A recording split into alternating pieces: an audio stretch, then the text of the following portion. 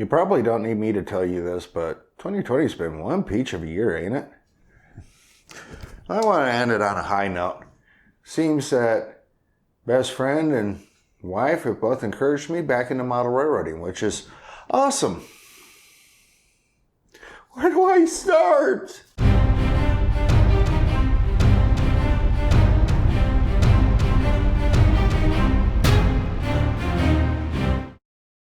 The Diolkos paved trackway was built to transport boats over the Isthmus of Corinth by the Greeks, circa, which is a fancy way of saying about, 600 BC. It was paved with hard limestone with parallel grooves about 5 foot 3 inches apart, or 1.6 meters. Ladies and gentlemen, I give you the world's first railway. All it takes is rails.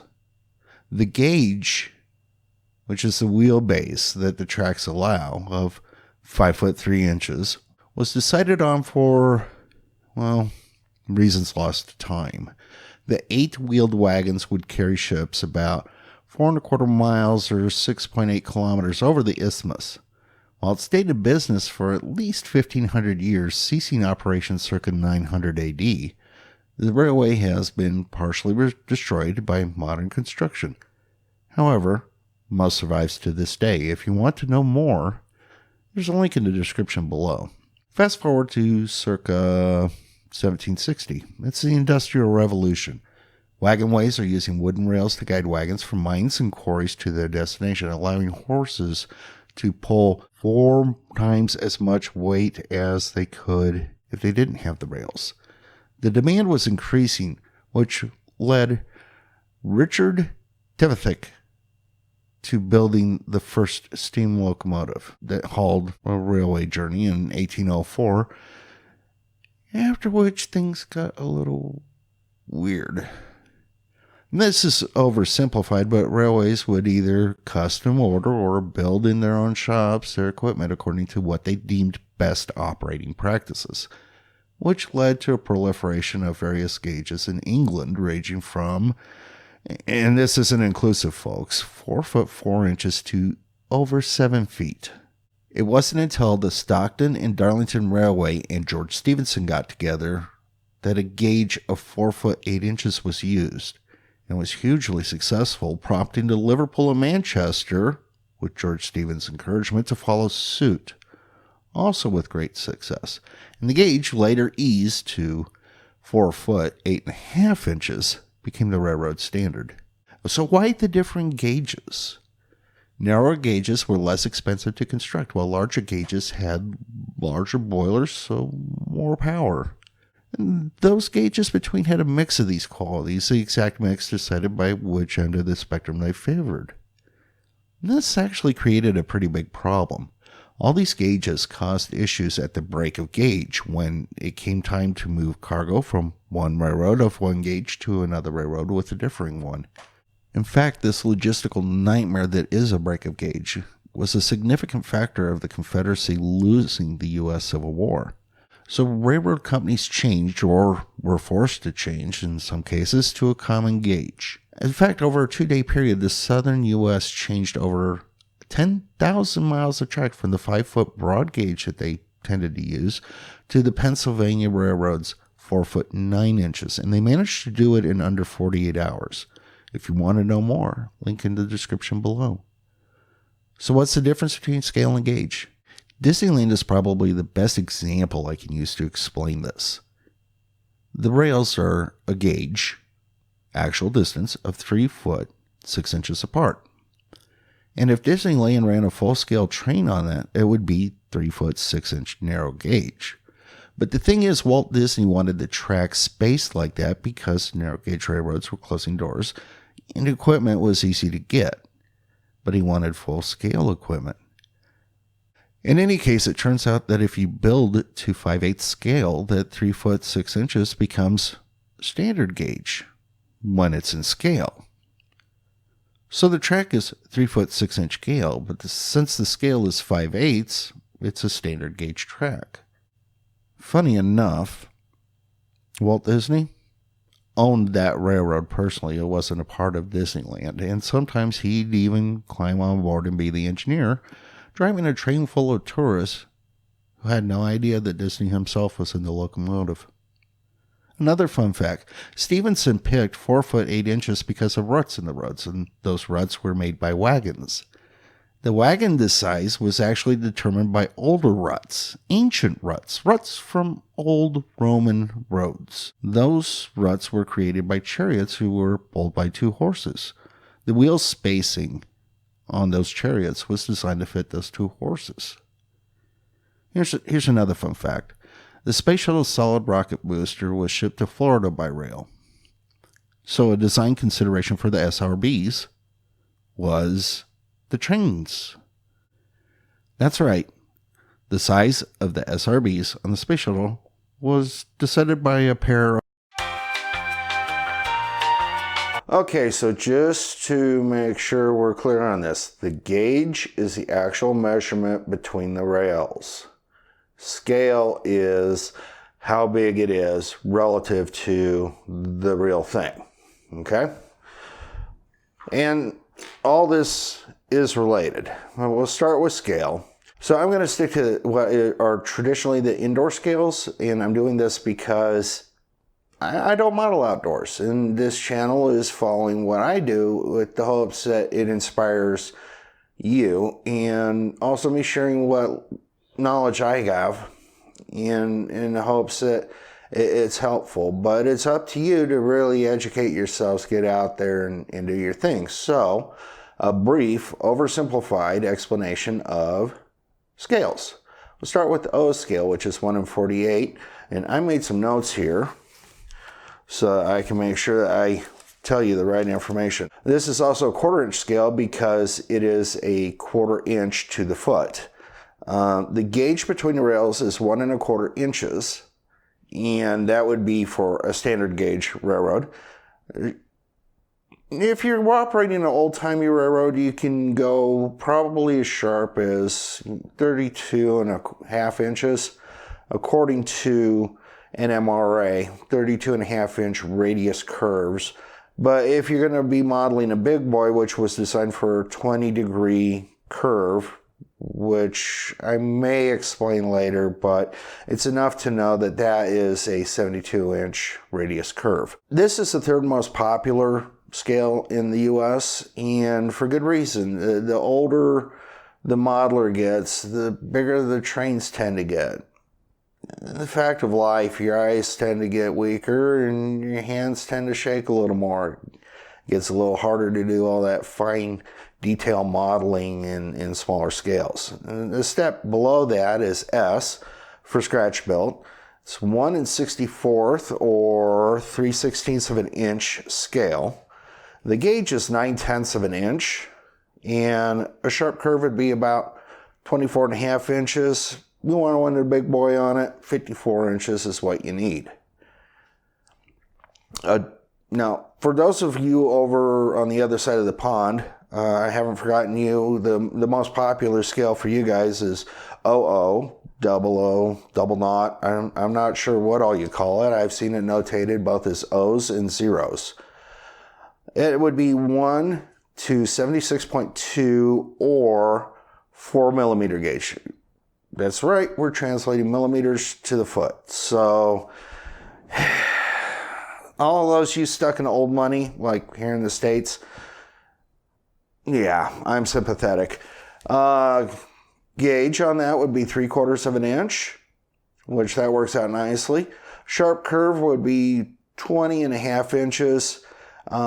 Big boy, you're looking at 45.5 inches, and I'm sure there's some guys out there that'll correct me on that. In the US, the most popular scale is 1 to 87.1 or 3.5 millimeter scale. I know it's not a whole lot of difference, but there it is. Gauge on that is 16.5 millimeters between the rails, and it all goes to millimeters after this, folks. Sharp radius would be an 18-inch radius, and the big boy, 40 if you want it to look prototypical.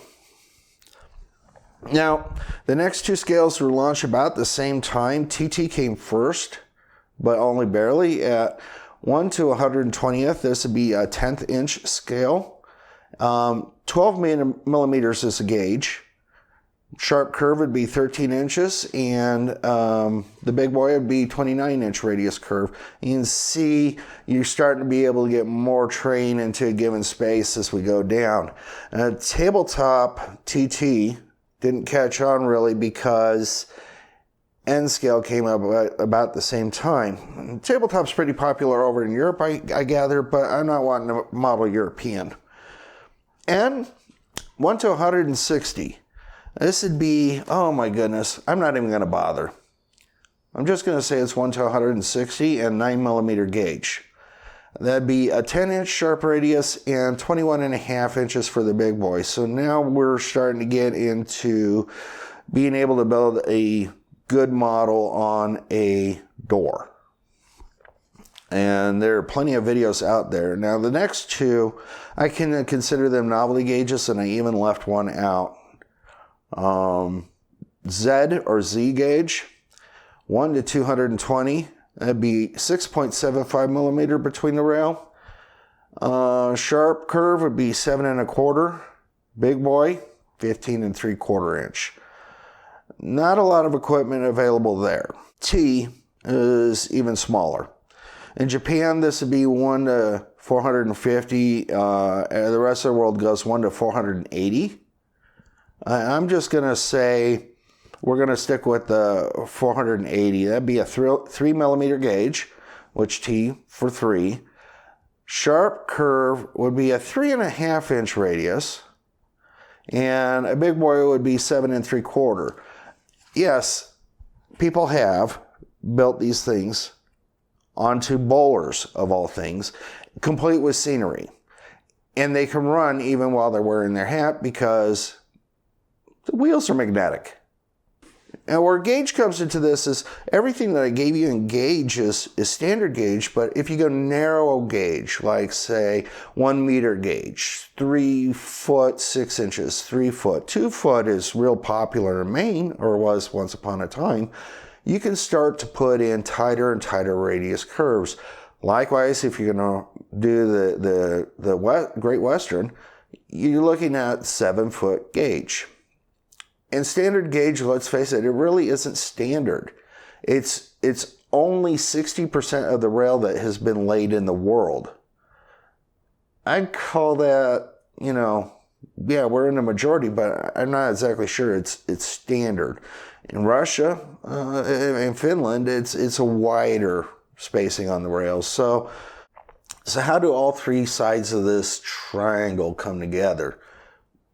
I'll give you the example that I went through is my wife and I have agreed that she has a room and I have a room in the house where it is sacrosanct. Those are our rooms. The other person cannot interfere with how those rooms are. We're both kind of independent sort of people, so to have that sort of retreat for ourselves, both of us, is important. So I have a study. It's about 14 foot by 14 foot. And I have more projects than just this model railroad, so they filled up the space. So when it came time to do the model railroad, there wasn't any room. So I talked to the missus about that. She said, well, there's the dining room. Take the dining room. So I started trying to track plan around the dining room table, and I had problems with, can you walk around the layout? What about the chairs, pulling in, pulling out? I didn't want anything getting damaged, and there's a couple windows in here, and I talked to her about these problems a couple days later, and she goes, no, I don't think you understood me. I said, take the dining room. I said, you don't mean the whole room. She goes, the whole room. I go, wow. And this opened up some possibilities. Now, TT would have worked really well, but the problem with TT is that it's just not supported here, and I don't want to run European trains. So that's kind of out. And when I say not supported, I mean not supported to the level that I would need to be able to do it with as little friction as possible. I can't go S or higher, so those are out. It leaves HO and N, really.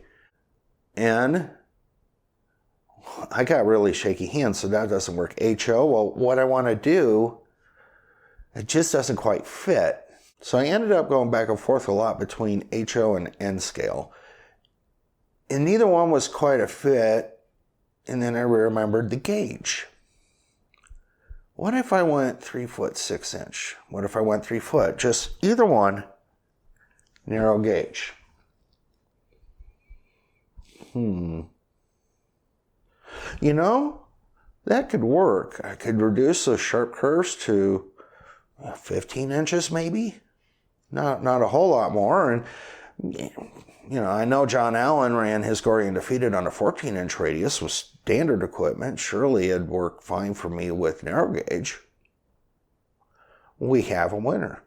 But one of the things is if you're going to do this, then, you know, you get the opportunity to model that break of gauge. And so that went into the plan.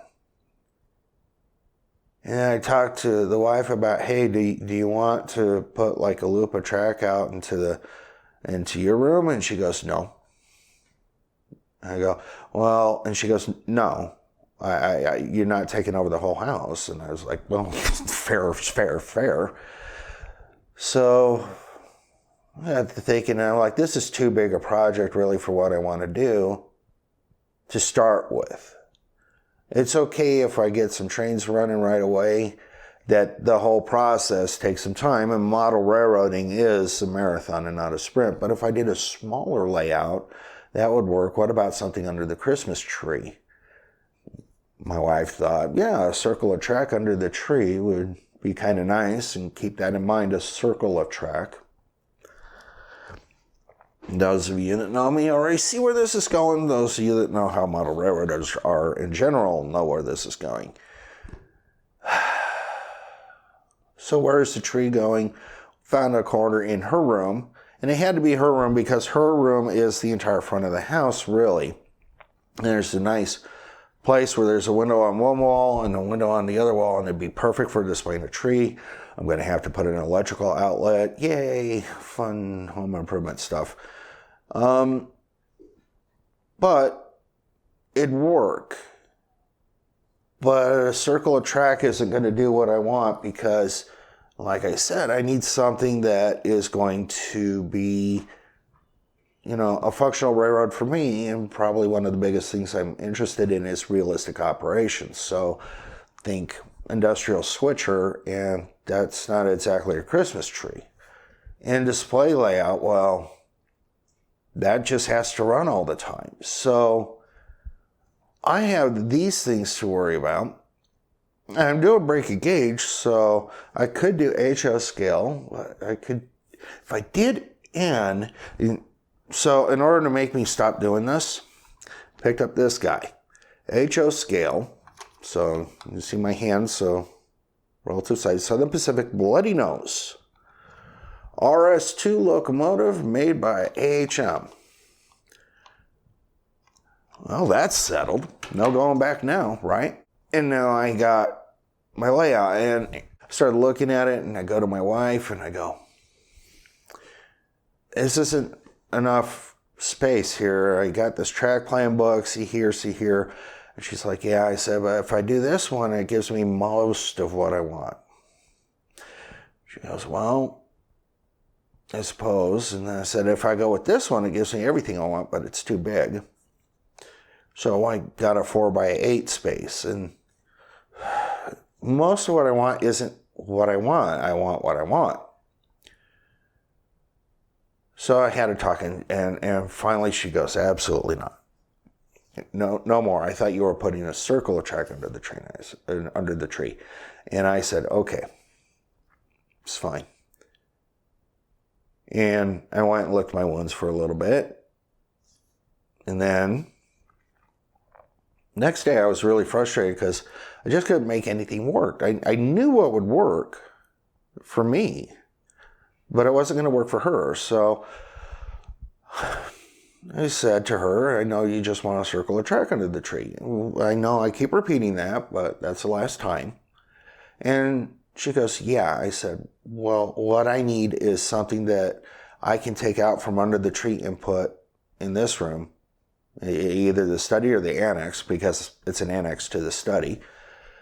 I can put in one of those 2 rooms and play with that when it's not under the tree until I start to get mine operational.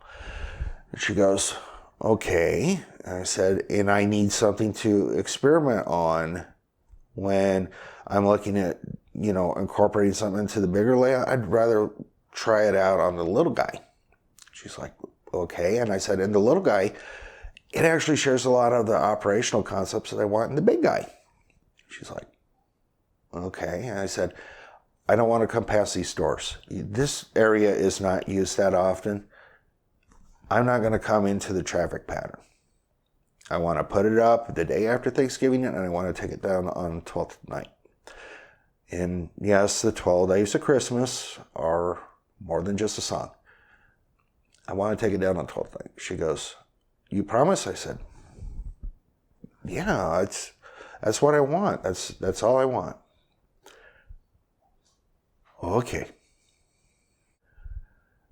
The thing is, I never buy my wife flowers. And I don't do that because it's here for a short time and then gone.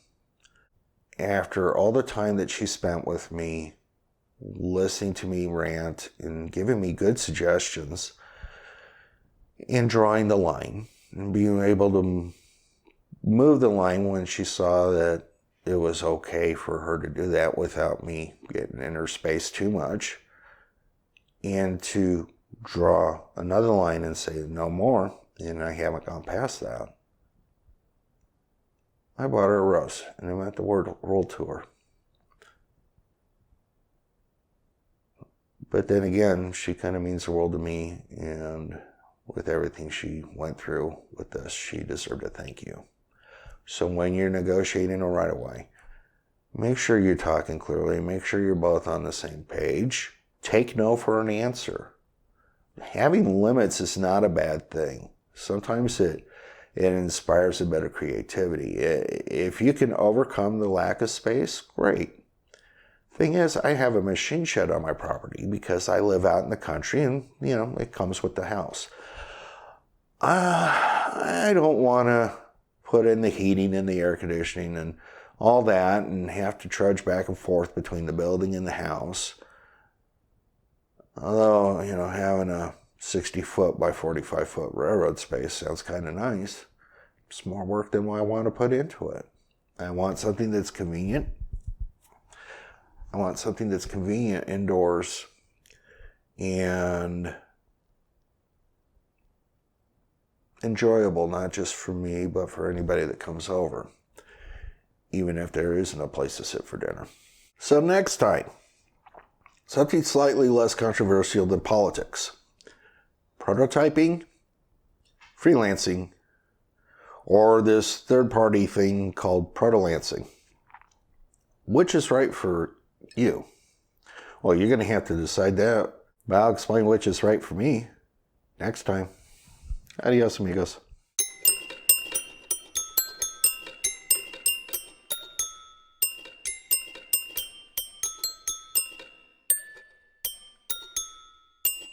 And I'm going to stick to what's traditionally an indoor gauges. You can go a little larger. I said indoor gauges. Now, this is also a 1/4 inch gauge, or 1/4 inch gauge. Now, in the U.S., the most popular gauge is HO, the most popular gauge again.